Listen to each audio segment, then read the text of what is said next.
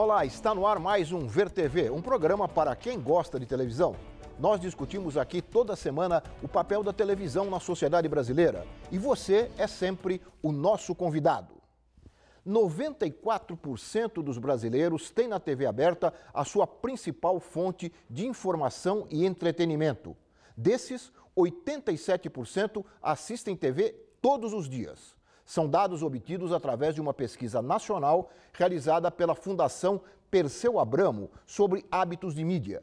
Ela revelou também a imagem que os brasileiros fazem da televisão que lhes é oferecida.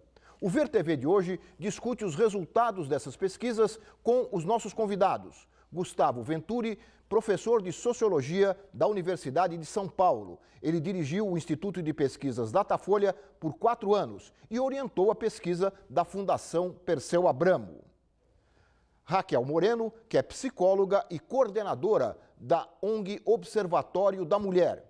E Francisco Fonseca, professor de Ciência Política da Fundação Getúlio Vargas de São Paulo. Ao Francisco, à Raquel, ao Gustavo, eu agradeço pelo fato de virem ao Ver TV para comentar essa pesquisa, que é uma pesquisa inédita, que fala dos hábitos brasileiros em relação à televisão. Mas antes de começarmos a conversa, vamos ver mais algumas informações sobre a pesquisa e sobre a TV. Vamos ver. A televisão está em quase todos os domicílios brasileiros. Ela informa, diverte e educa. Assistir televisão ainda é um hábito comum para a maioria das famílias. A pesquisa da Fundação Perseu Abramo confirmou essas informações ouvindo 2.400 pessoas em todo o país. O sociólogo Gustavo Venturi e a pesquisadora Vilma Boccani orientaram a pesquisa feita com pessoas acima de 16 anos em áreas rurais e urbanas de 120 municípios das 5 regiões do país.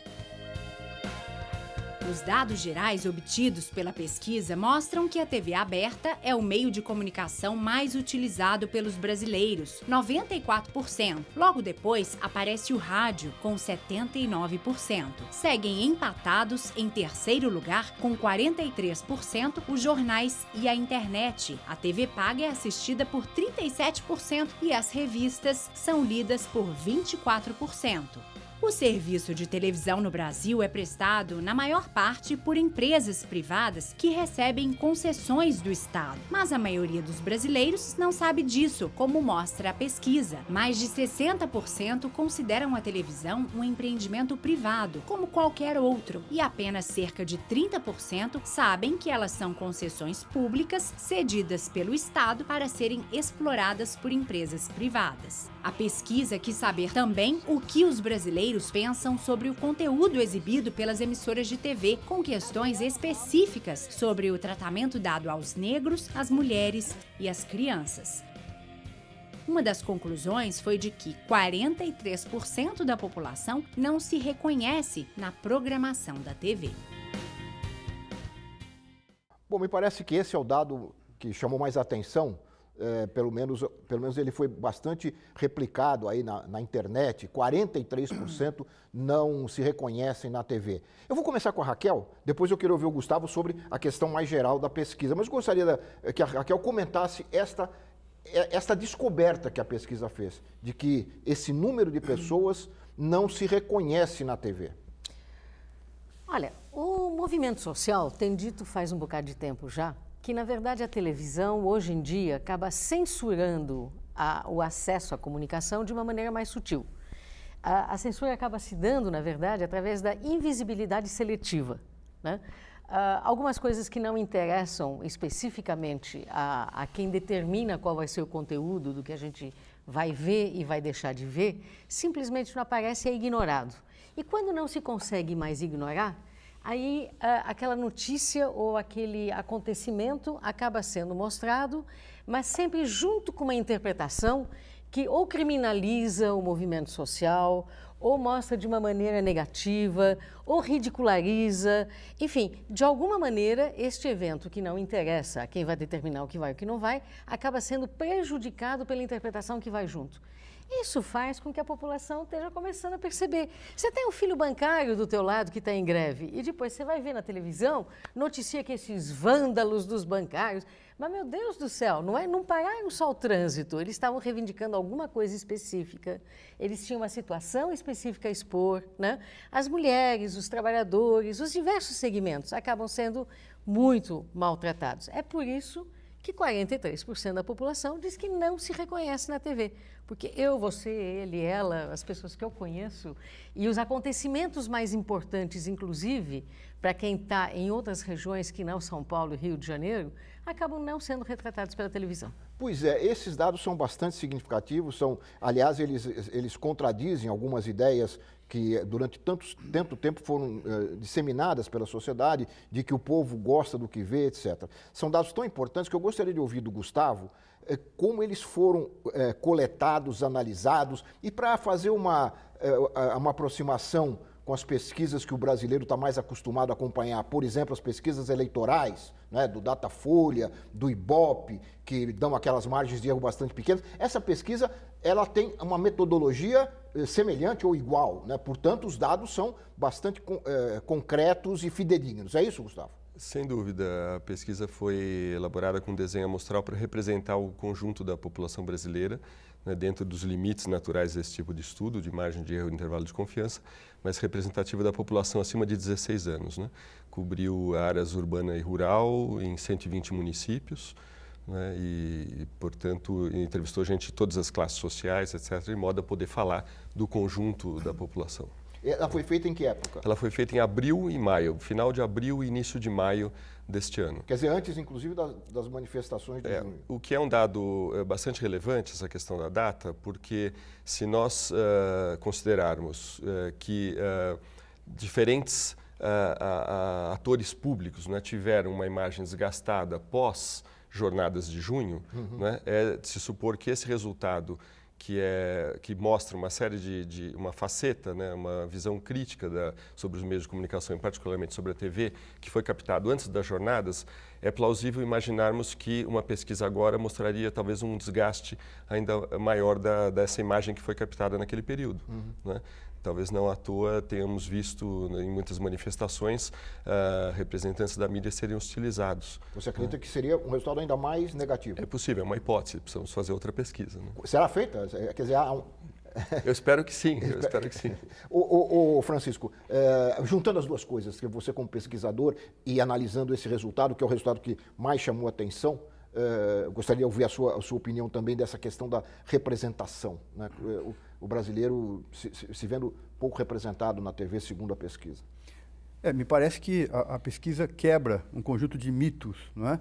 Que foram estabelecidos por um pensamento dominante e pela própria mídia, não é? Dominante, tendo em vista que não se pode esquecer que a mídia no Brasil é um conjunto de oligopólios, né? Estamos falando aqui de 10 famílias, não é?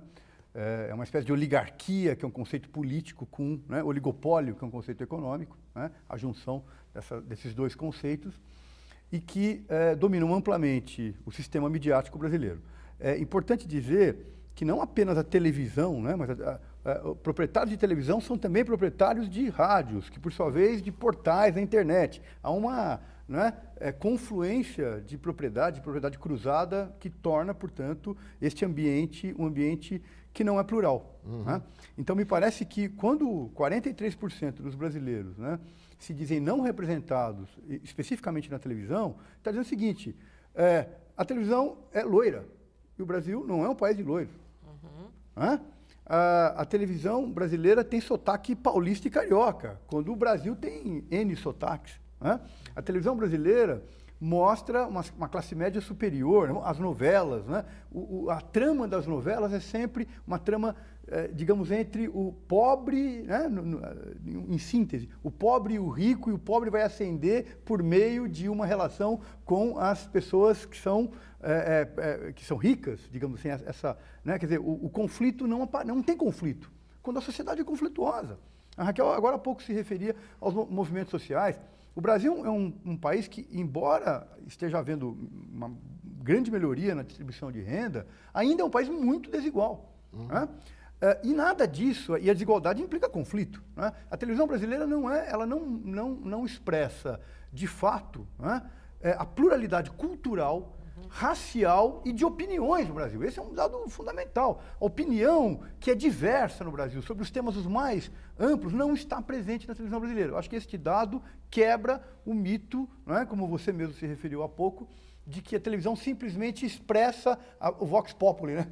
a voz do povo. Isso não é verdade. Tá claro. Fala, Gustavo. Sim, há claramente uma simplificação, não é?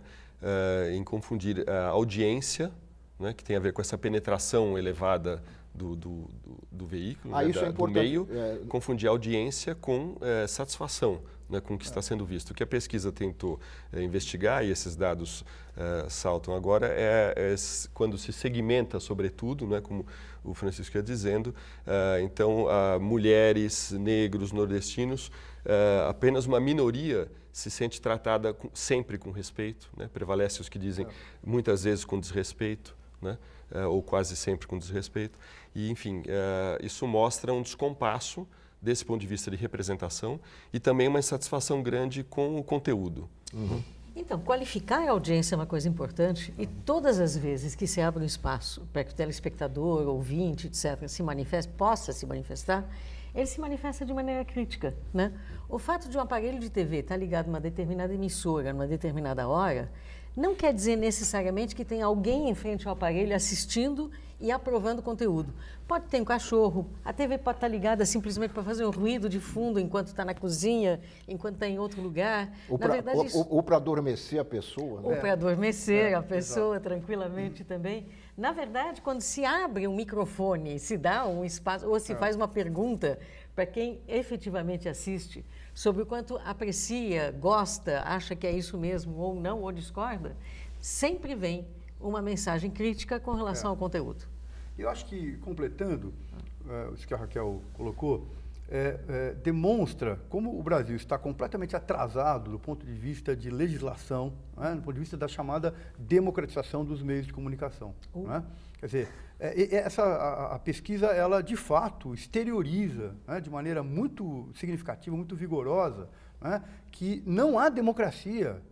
Essa é uma questão central. Nenhum país pode se considerar democrático com meios concentrados, em que a pluralidade de opiniões, de interesses não aparece. Aliás, eu gostaria de ouvir do Gustavo também, porque você falou dos meios, a pesquisa, é bom que o telespectador fique ciente, a pesquisa não se limitou à TV. Exato. Né? Ela tratou de toda a mídia. Tratou de toda a mídia, e agora, um aspecto que eu acredito que é bastante relevante também da pesquisa é que, ao mesmo tempo em que, uma vez suscitadas essas questões, aparece uma visão crítica, também a pesquisa revelou muita desinformação. Então, em particular, novamente, em relação à televisão, a informação de que as TVs abertas são canais, são concessões públicas, não é de domínio da maioria. Né? 7 em cada 10 brasileiros pensa que as televisões são empresas como quaisquer outras, negócios como quaisquer outros. Não são concessões públicas. São concessões. Gustavo, é desinformação ou é espanto diante do conteúdo? Quer dizer, o que As se coisas espera... convergem. O que se espera de uma concessão pública que tem por função informar e trazer predominantemente programas culturais, informação e cultura. Né? Quando se vê o que se vê nos meios de comunicação, provavelmente desperta um certo espanto e não, esse é o interesse do fulano de tal que é dono desse canal de televisão, ciclano que é dono do outro e que faz a gentileza de veicular seu conteúdo de graça para mim. Né? Então, na verdade, eu acho que é mais um espanto também traduzido, embutido dentro dessa desinformação. Mas, eu só queria completar que acho que a pesquisa como um todo, né, demonstra também que quer dizer, não há alternativa, sobretudo para o grande público que tem acesso basicamente ao canal aberto, é isso? Quer dizer, você não tem entre o Faustão e o Gugu, não é isso? Ou seja, muito parecido. Quer dizer, então, na verdade, o reforço da tese, né, de que as pessoas gostam disso, gostam da baixaria, não é que o baixo nível intelectual, estético intelectual é o que as pessoas gostam, na verdade elas se acostumam, porque não há alternativa. Quer dizer, isto reforça a necessidade de uma política pública de comunicação plural no país, sem o que, repito, não há democracia. Você falou se acostumam. Eu recebi um e-mail, umas fotos de uma amiga minha na Itália, faz algum tempo atrás, mostrando um movimento de mulheres na rua protestando contra o fato de que nos programas dominicais tinha mulheres com pouca roupa, dançando no fundo do palco, sem que isso tivesse nada a ver com o assunto que estivesse sendo discutido. Isso na Itália? Na Itália. Na Itália, elas ficaram surpreendidas e foram para a rua protestar contra isso. Porque elas diziam, primeiro, não tem nada a ver com o conteúdo. Segundo, as jovenzinhas estão achando que é uma via de ascensão social. E isso é preocupante. Aqui, a gente simplesmente acostumou-se a isso, né? E não tem outras alternativas, então quase que naturaliza esse conteúdo. Felizmente, com a chamada, o que se chamou, entre aspas, a democracia do controle remoto. Você pode mudar de canal para ver exatamente a mesma coisa. A mesma coisa. Gustavo, você ia falar? Bem, isso nos remete a uma outra questão que foi tratada na pesquisa, que é a percepção a respeito das regras, né, que regulam tanto a programação quanto a veiculação de propaganda e publicidade. E nos dois casos, a maioria absoluta, né, 70% em relação à programação, 65% em relação à publicidade, aproximadamente, avaliam que não há regra suficiente, que deveria haver mais regras. Nós vamos mostrar, inclusive, uma dessas tabelas aqui daqui a pouco. Mas eu vou ter que fazer um rápido intervalo. O Ver TV volta já discutindo os resultados dessa pesquisa sobre a mídia realizada pela Fundação Perseu Abramo. Nós voltamos já.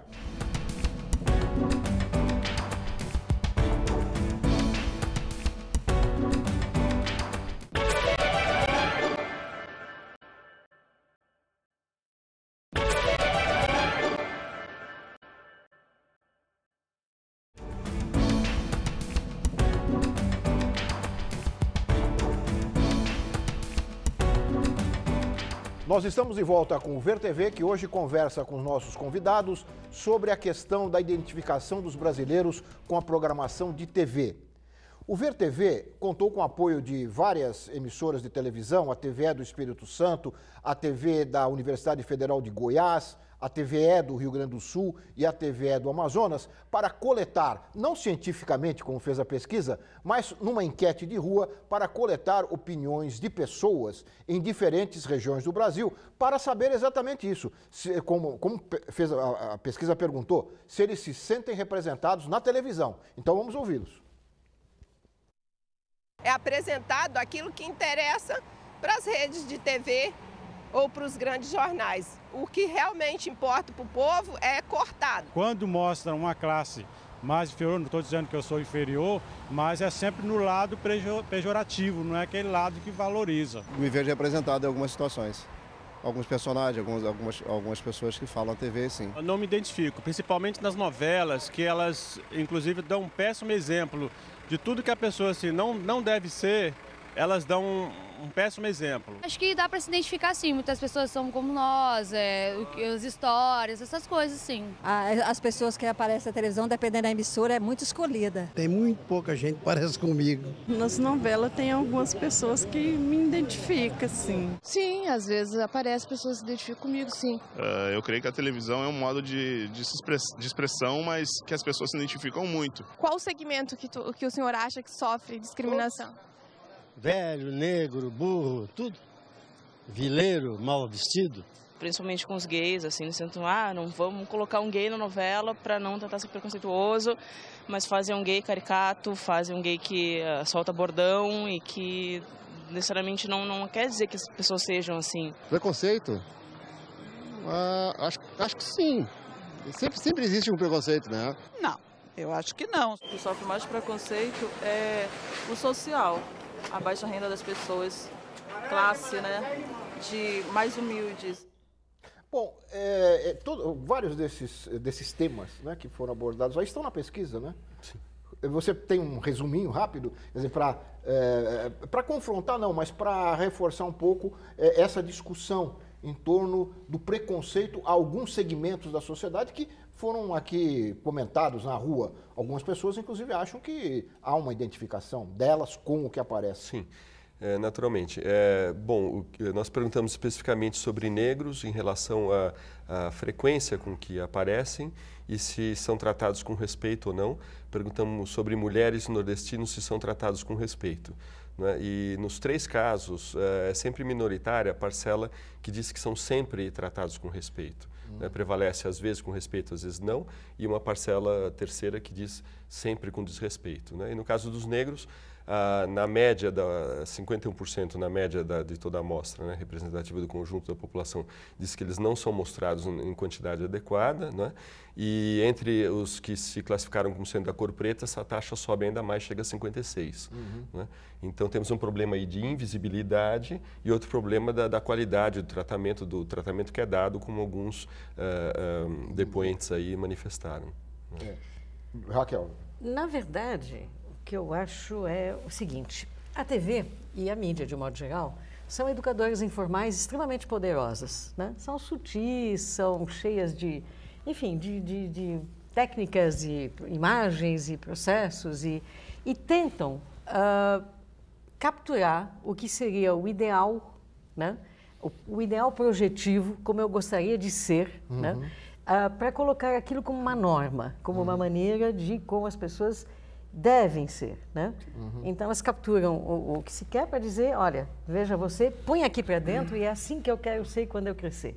E, na verdade, nesse processo elas acabam realmente selecionando algumas imagens, umas sim, outras não, diminuindo a pluralidade em termos de pontos de vista, opinião, etc. e tal, restringindo enormemente o sotaque, quer dizer, não é de estranhar que o nordestino não se reconheça, o paulistano também não se reconhece, o sotaque é predominantemente carioca, né?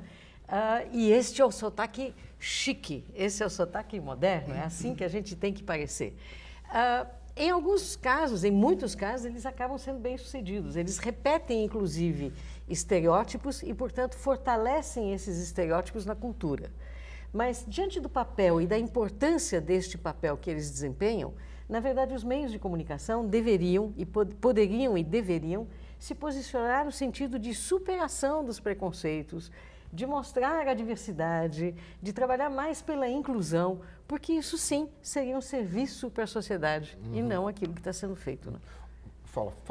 Eu queria completar para dizer que os meios, a televisão em particular no Brasil, ela é uma afronta à Constituição. Né? Os artigos da Constituição são muito claros, embora não regulamentados, né? Mas naquilo que eles estão lá expressos, que a televisão tem um dever de cidadania. Sim. Inclusive, o percentual da propaganda na televisão é regulado, né? São, no máximo, 25%. Isso é inteiramente desrespeitável. A televisão brasileira, em particular, que nós estamos aqui retratando agora, é uma televisão de mercado. É uma televisão voltada a interesses dos seus proprietários, fundamentalmente. Isso está na pesquisa também do Gustavo. Isso aparece claramente na percepção, porque uma discussão é da representação e da qualidade dessa representação. Quando a gente pergunta diretamente sobre os interesses que são defendidos em questões polêmicas, né, aí há uma visão crítica. Não é? A maioria diz que, primeiro, dos próprios donos dos meios, porque são vistos como donos, não são considerados como concessionários. Né?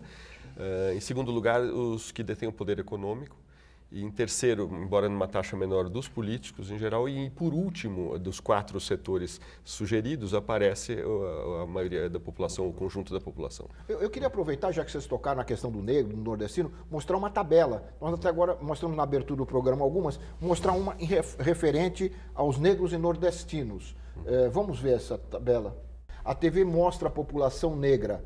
Ali aparece menos do que deveria, é isso? Menos do que deveria, sim, é a opinião de 52%, né? E que 51,7%, como eu dizia, entre os que se classificam da cor preta, essa taxa chega a 56%. Né? Em quantidade justa, 34%, e mais do que deveria, 15%. E mostra a população negra, às vezes com desrespeito, 49%, quase sempre com desrespeito, 17%, e apenas 1/3 sempre com respeito, 35%. E agora que seria de se esperar que fosse o majoritário. Né? E agora que desse outro lado, como a TV retrata os nordestinos? Então, outra vez, às vezes com desrespeito é majoritário, 44%, quase sempre com desrespeito, 19%, que somados dá 63%, 2/3 aproximadamente, e apenas 37% sempre com respeito. Né? E a TV, e aquilo que você acabou de falar, não, essa é uma outra questão. A TV costuma dar mais espaço para empresários. Para empresários, quase 61%. 61%, mais para os trabalhadores é opinião de 18% e igual para ambos, 23%. Então, essa visão também de que a TV defende os interesses das elites econômicas também, isso é percebido de uma forma bastante clara. Especificamente sobre os nordestinos, nós fomos ouvir a TV universitária da Paraíba, foi ouvir para o Ver TV o professor da Universidade Federal da Paraíba, Rinaldo Fernandes. Ele é professor de literatura naquela universidade e ele vai falar sobre essa representação dos nordestinos na televisão. Vamos ouvi-lo. Você tem um exemplo patente de dois autores que configuram o Nordeste ou a realidade nordestina com duas representações diferenciadas. Jorge Amado, que é um bom autor, certamente, mas também ele é um tipificador nato. Por outro lado, você tem um caso do Graciliano Ramos. O Graciliano Ramos, certamente, é um autor muito mais denso, muito mais complexo. Então, o Graciliano Ramos não é por ser um autor com essas complexidades todas, ele inviabiliza essa tipificação de elementos nordestinos. E a obra dele é toda perpassada de elementos nordestinos. E por que Jorge Amado é um autor que é mais afeito às adaptações da TV? Porque ele é muito mais tipificador. Graciliano já não serve muito. Isso é uma coisa para a gente pensar sempre. Por que a TV não adapta Graciliano Ramos, por exemplo? Uma coisa que a TV faz permanentemente, que é o problema da linguagem, né? Você vê que os personagens das telenovelas, normalmente, qual é a caracterização mais tipificadora do nordestino? É aquele personagem que tem a incorrência de dois tipos de pronúncia, ou dois tipos de bordões que são bem típicos da nossa região, que é o oxente e o vice. Então, mas normalmente quando isso está na fala de um personagem na TV é para criar um tom jocoso, né? Então você já identifica o nordestino não pelo que ele pensa, mas pela linguagem dele, o modo dele expressar a sua linguagem. O oxente e o vice, que são marcas do nosso dialeto, vão entrar, no entanto, dentro de uma produção esteticamente, dentro de um produto estético, vão entrar de forma a descaracterizar e tornar jocosa a imagem do nordestino. Então, isso é um tipo de concepção de arte que representa de forma equivocada, portanto, reforçando estereótipos, fazendo rir mais do que pensar, e criando e reforçando a nossa imagem, que termina sendo discriminada mesmo em outras regiões. Sempre associando o Nordeste ao que eu falei no início, ao dado inculto, ao dado primitivo, e, portanto, é região de muita miséria, de muita pobreza física, material e espiritual, e o que não corresponde à realidade, haja vista as produções nordestinas históricas no campo da arte, sobretudo, né, na literatura, né, que são muito centrais na cultura brasileira, né, intelectuais ligados à região, associados à região. Então, essas imagens eu acho que terminam prejudicando muito. Eu acho que aí uma TV, uma nova concepção de TV, uma nova concepção de produto cultural que pense essas questões e não deixe de considerar que um produto cultural ele tem ideologia também, que ele reproduz ideologias vigentes, preconceitos, e quem pensa a cultura de outra forma pode melhorar essa imagem, evidentemente. A TV cumpre um papel muito importante nisso pela vamos dizer assim, a projeção que ela tem na sociedade. O Francisco, você falava da regulamentação da Constituição. Um dos itens ou um dos artigos da Constituição, na verdade a linha da Constituição que não está regulamentada, é da regionalização. Sim. Não é? Nós até fizemos um Ver TV recentemente sobre isso. Eu acho que o professor aqui toca nesse assunto. Quer dizer, nós temos uma visão do Nordeste vista do eixo Rio-São Paulo. Né? Justamente dos estereótipos que vão se criando e se fortalecendo, assim como o do negro, né? Quer dizer, estamos falando do nordestino, mas vamos pensar o nordestino negro, só para olhar, digamos assim, setores vulneráveis, né? Digamos assim, na sociedade brasileira. Em particular as novelas, que também evidentemente procuram se adaptar a mudanças sociais, né? Cada vez isso é um fato. No entanto, estas mudanças, elas se dão dentro de uma perspectiva conservadora. Mesmo ao trazer uma série de temas polêmicos, como homossexualidade, não é isso? Como até a pobreza aparece, não é? Mas ela sempre tem um tratamento extremamente conservador. No caso, só para finalizar esse exemplo, né? Ainda o nordestino é colocado como alguém, né, periférico. Né? E o negro, o papel do negro, ainda, de modo geral, se a gente olhar, as empregadas domésticas, né? Isso é sempre importante nas novelas. Quem são as empregadas domésticas? Né? Que tipificação está colocado lá? Agora, Gustavo, isso apareceu, né, quer dizer, e Raquel, o que me parece bastante significativo é que as pessoas têm percepção disso. Né? A pesquisa revelou que há percepção, apesar do bloqueio que vocês mencionaram aí. Então, não só a percepção, como, por exemplo, quando a população quer se informar sobre um ato, sobre algum acontecimento regional, ela aparentemente tem recorrido mais ao rádio ou ao jornal local. Aliás, isso é interessante. Não é? Do que a TV, porque sabe que na TV aquilo não está representado. Aliás, eu me lembrei agora de 2 dados da pesquisa que eu acho significativos e importantes. A presença do rádio, 79%. O rádio, 79%, é o segundo veículo de maior penetração. E depois a questão dos jornais, você me lembrou uma coisa interessante. Os jornais locais. Né, tem quase 50% de acesso. Depois, o primeiro grande jornal vem lá com 4%, 5%. Isso reforça a ideia de que as pessoas querem saber o que está próximo. Claro. Não é?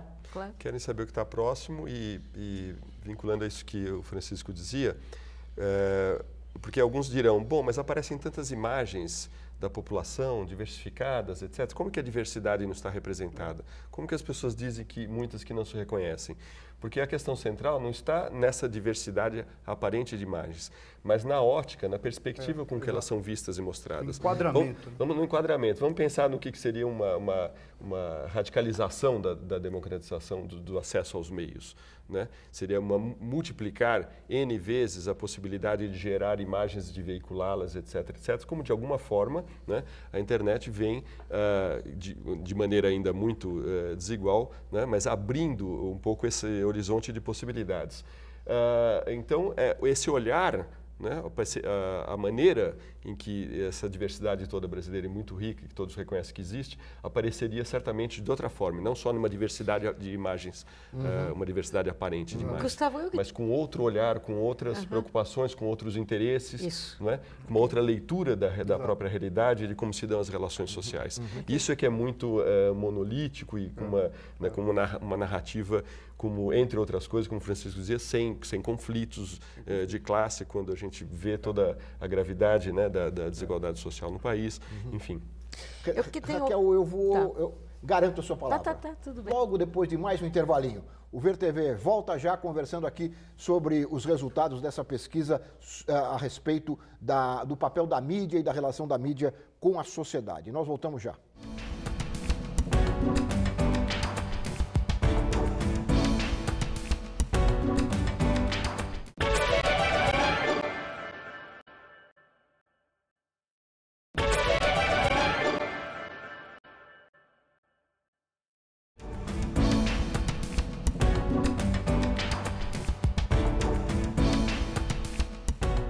Nós estamos de volta com o VerTV, que hoje conversa aqui com os nossos convidados sobre a relação do brasileiro com os meios de comunicação e particularmente com a televisão. Eu, no finalzinho do bloco anterior, interrompi a Raquel. Por favor, Você me cortou, né, Laura? A palavra é sua, Raquel.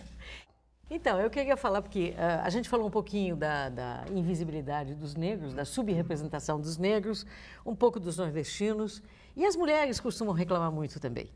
E os donos dos grandes meios de comunicação costumam estranhar, porque, puxa, vocês falam de visibilidade, está cheio de mulher na TV, né?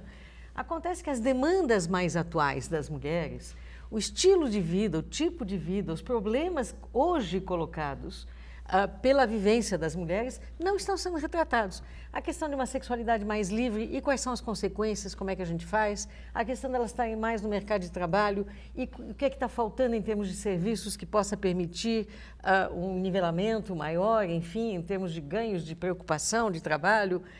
Essas questões todas simplesmente não estão representadas. Então, isso em termos da população de mulheres. Em termos das demandas dos movimentos organizados, a gente tem algumas coisas também que são levantadas e cuja discussão simplesmente não aparece. Por exemplo, o movimento reivindica que se mude a legislação com relação à publicidade, por exemplo, de bebidas alcoólicas, de modo que a cerveja não seja anunciada no horário no qual tem criança na frente da TV.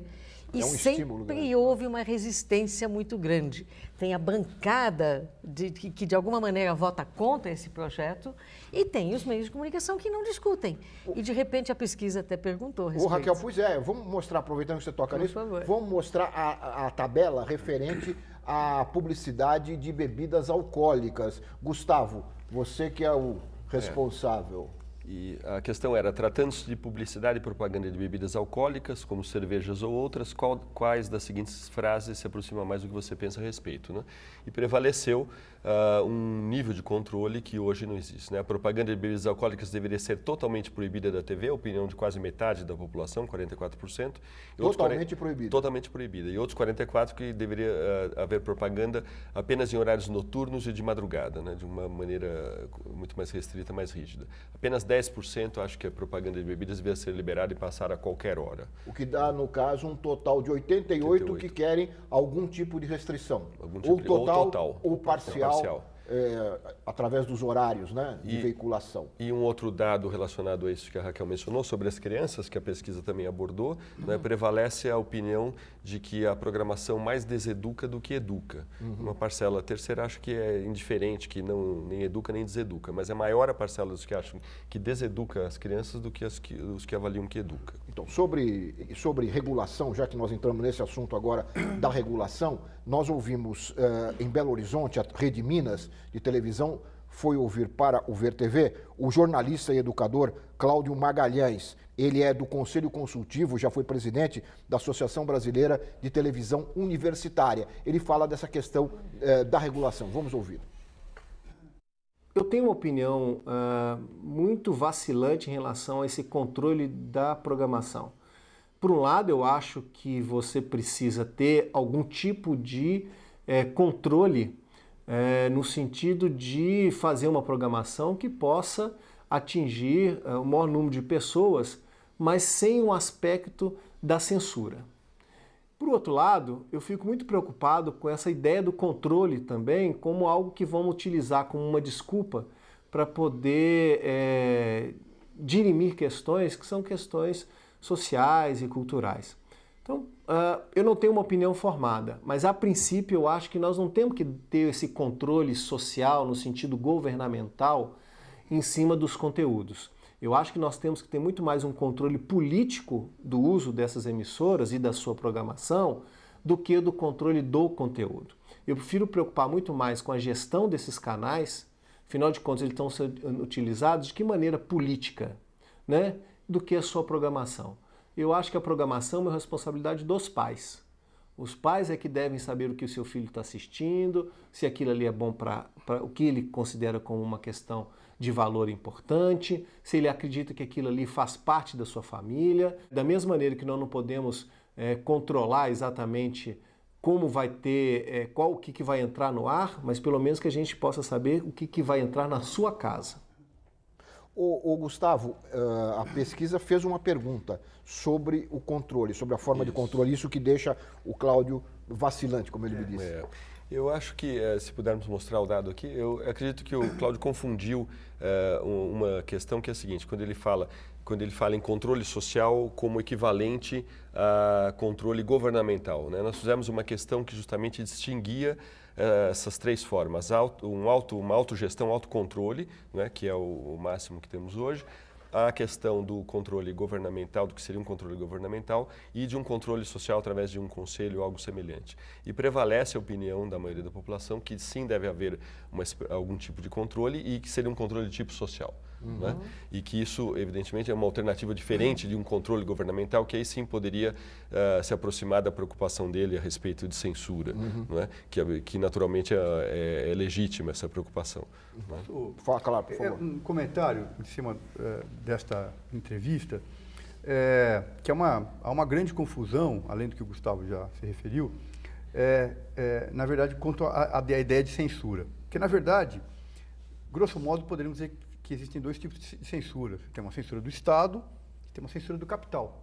O Brasil vive a censura do capital, fundamentalmente, né? Então, as emissoras que são concessionárias, né, mas que não se comportam como concessionárias, e o Estado não cobra delas um papel de concessionária, são vários aspectos, né, e a população é fartamente desinformada, como a pesquisa demonstrou, o capital, né, que é os meios, as redes de televisão que são financiadas, né, diga-se de passagem, por, né, propaganda de grandes empresas, né, escolhem o que transmitir. Enquadram, escolhem, selecionam.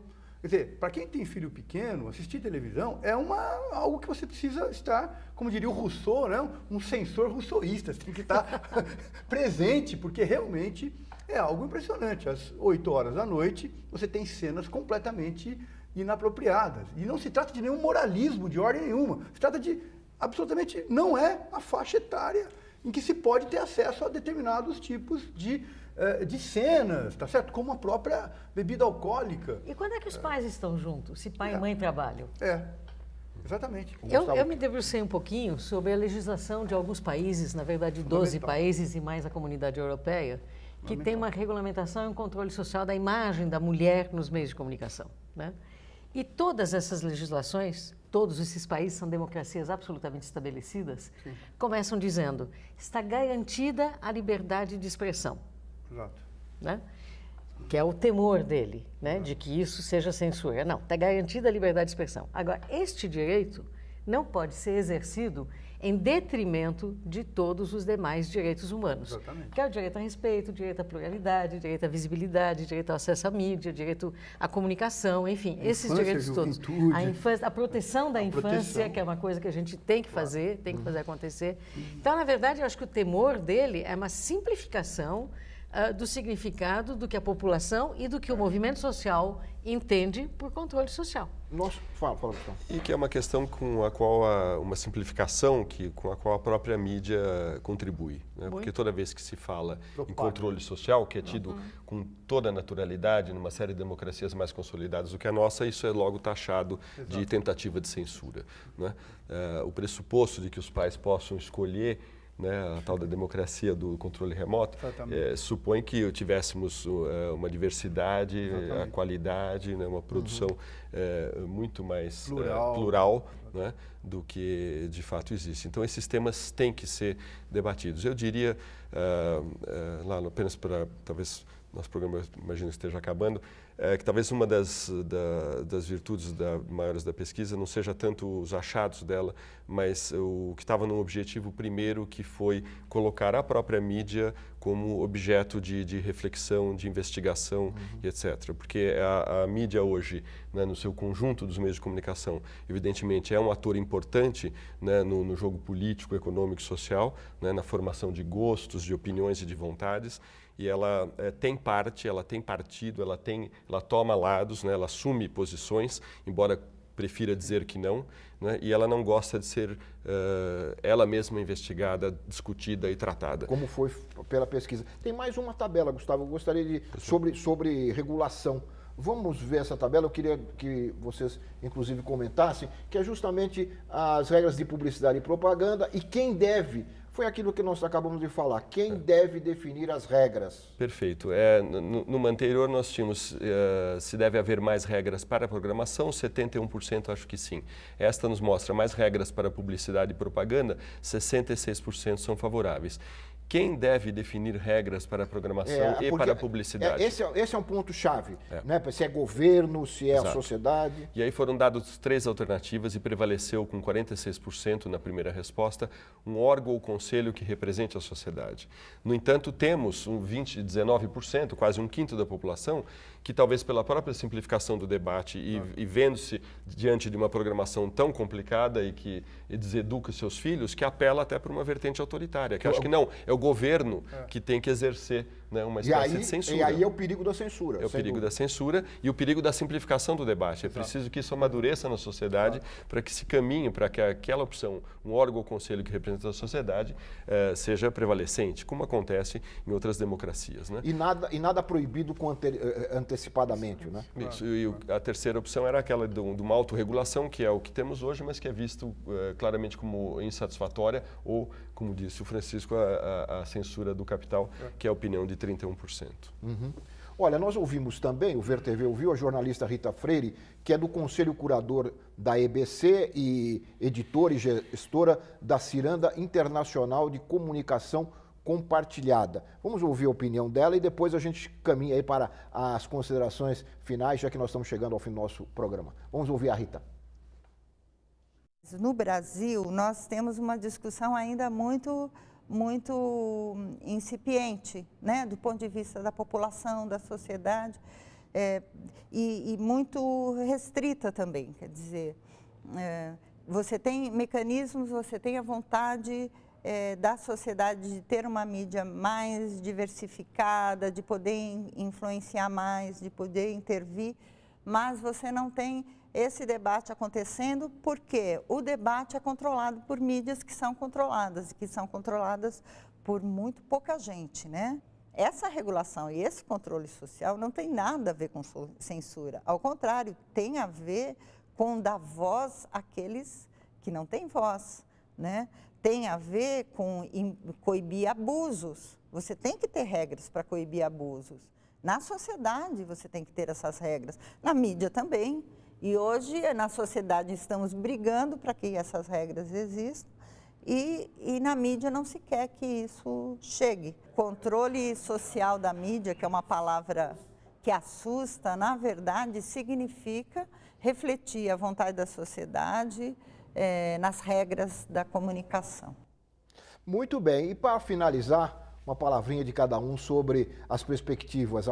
Inclusive, a partir dessa pesquisa, eu tive a oportunidade de dizer que essa pesquisa é um marco, uma vez que ela traz elementos concretos de coisas que a gente tinha aí uma percepção na sociedade, mas nunca tinha o dado ali, né? A informação. Daqui para frente, o que a gente pode esperar? Vou começar com o Chico.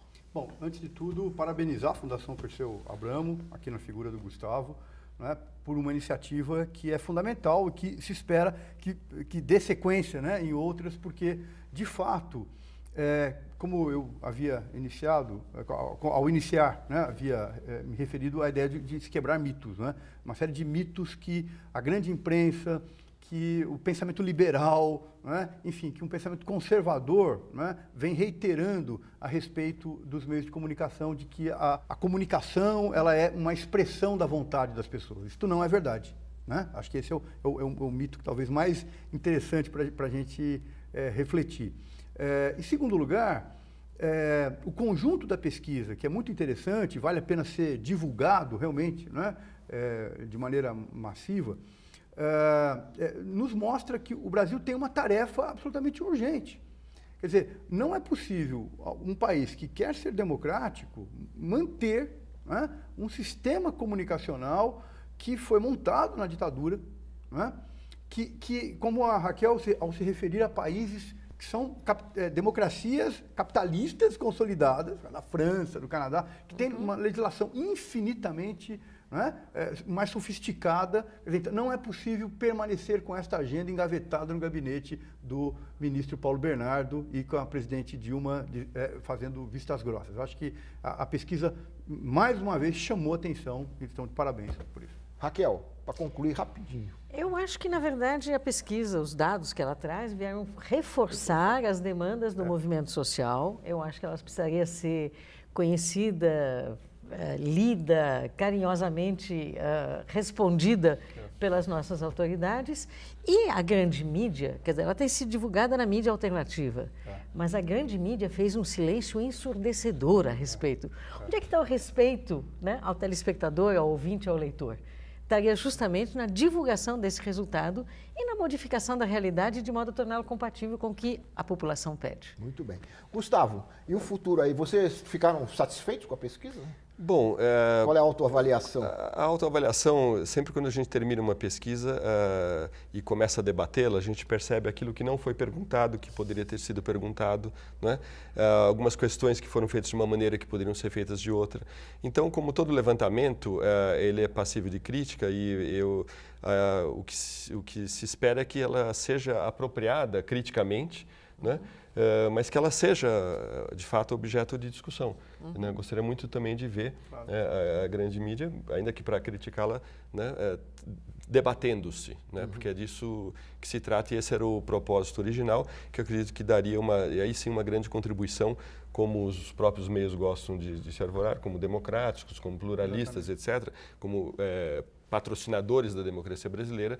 Então, eu acho que debater o seu próprio papel seria muito salutar para a sociedade como um todo e para o avanço da democracia. É importante ressaltar que o Repórter Brasil, da TV Brasil, deu, no dia que vocês divulgaram a pesquisa, naquele dia, noticiou alguns dos dados, alguns dos resultados. Eu acho que esse é o papel da TV Pública e nós estamos tentando aqui socializar essa pesquisa através do Ver TV também. Eu quero agradecer muito a presença de vocês, os comentários. Eu quero agradecer também a você que mais uma vez nos acompanhou de casa. Lembrando que todos podem nos acompanhar pelo Twitter e pelo Facebook, mandando críticas, comentários, elogios, se for possível, para o Ver TV.